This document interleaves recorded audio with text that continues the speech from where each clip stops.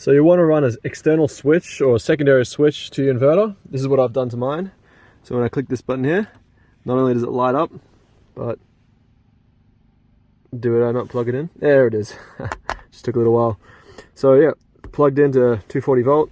As you can see, that is just standard sort of kettle plug. All right, and when I turn it off, this thing actually holds power for a while, so it'll take a while to turn off. But yeah, no longer on. So this is my inverter. I've got it under the seat. I used to have it in the back, but I used to have it just here, but I had to run 12 volt cables the whole way, and you lose a lot of efficiency running high amps through obviously 12 volt cables. And so my battery is under the seat, so I just wanted to run some cables just really close. These are like 30 centimeter cables, and this is the inverter. So you can also turn it on here, as you can see, turned on there, or you can turn it off and turn it on here.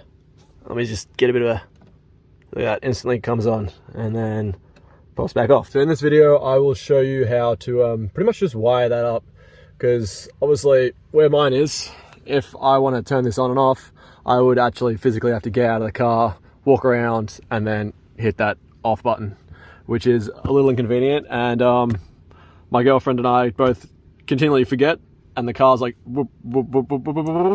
because yeah, it has a kickoff, but the kickoff's like, you know, at like 11 volts or something. So the battery's pretty low by the time it turns itself off, which is good and bad in a way, because obviously if you run it through an isolator, if you're pulling a bit of power, the isolator will be like, oh, it's no longer charging because it's, you know, 12 volts, because you're obviously pulling a bit of power down to run it out, and the isolator will just click it straight off, which is pretty damn inconvenient. So you can't really run them through isolators if you're pulling any amount of power.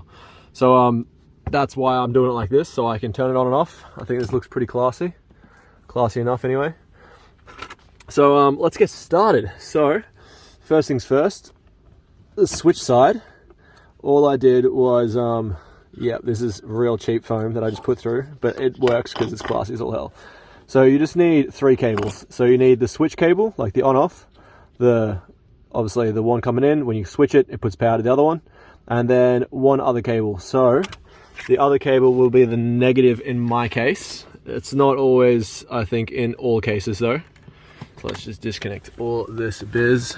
I'm just gonna disconnect this because it's obviously you don't want to be working on a live inverter whilst you're taking it apart. So once you've disconnected the power at the back, you only really have to take off one, because obviously no circuit, no power.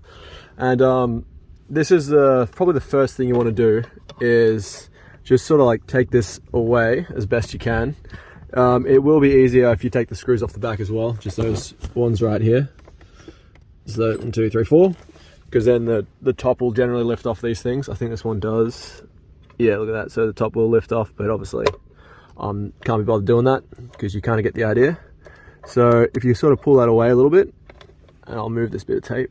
Oh yeah, so once you've disconnected that as well, just turn it on for like a second, just to make sure that the capacitors have discharged, because you don't want to be dicking around with this sort of stuff with fully charged capacitors. All right, so what you want to do is this switch goes straight through into this control board. So they'll be all pretty similar, some a little bit different, but either way, you want to be able to get to the back of the switch.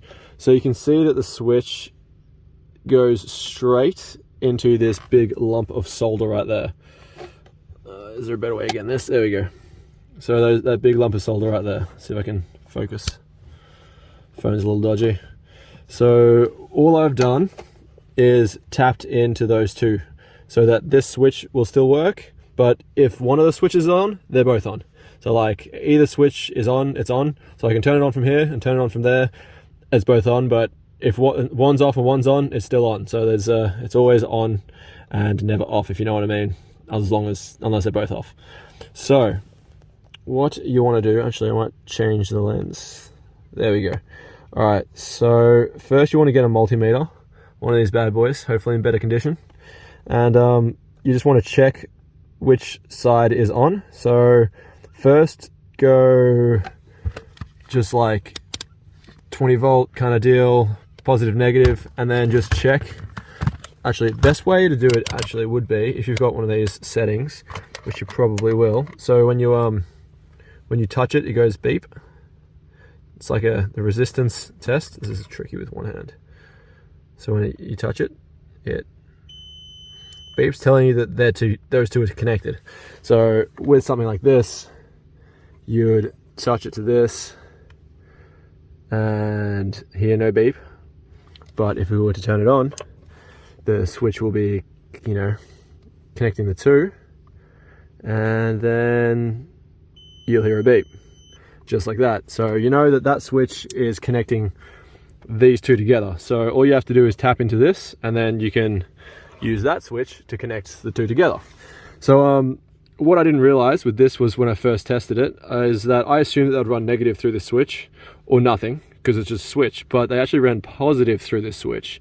So just before you do anything, just make sure that, so this side's the live side and that's the switched side.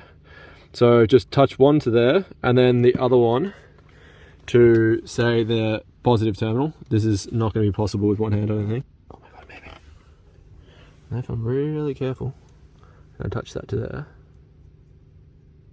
Look at that, it totally worked. So that side is connected directly to the positive. So now I know that there is positive coming through this switch. So when I switch it, it's just taking the positive from one side to the other, like 12 volt positive straight through. So that's pretty cool. That's good, because these light switches run off 12 volts to make their lights turn on.